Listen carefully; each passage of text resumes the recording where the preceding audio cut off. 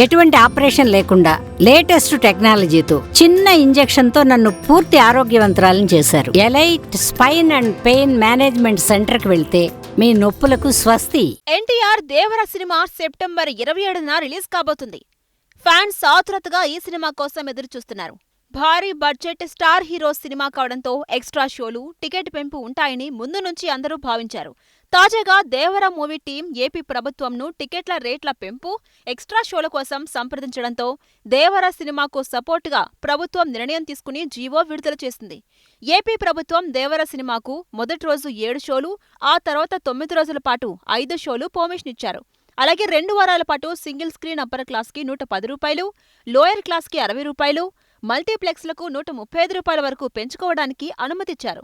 దీంతో సినిమా నిర్మాతలు, distributors AP ప్రభుత్వానికి, పవన్ కళ్యాణ్కి, సినిమాటోగ్రఫీ మంత్రికి ధన్యవాదాలు తెలుపుతున్నారు.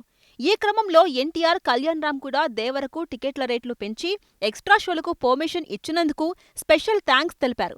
ఎన్టీఆర్ తన ట్వీట్లో దేవర రిలీజ్ కోసం కొత్త జీవో పాస్ చేసినందుకు, మాకు సపోర్టుగా నిలిచినందుకు, తెలుగు సినిమాకు మీరు ఎప్పుడూ సపోర్టుగా నిలుస్తున్నందుకు సీఎం చంద్రబాబు గారికి, డిప్యూటీ సీఎం పవన్ కళ్యాణ్ గారికి ప్రత్యేక ధన్యవాదాలు.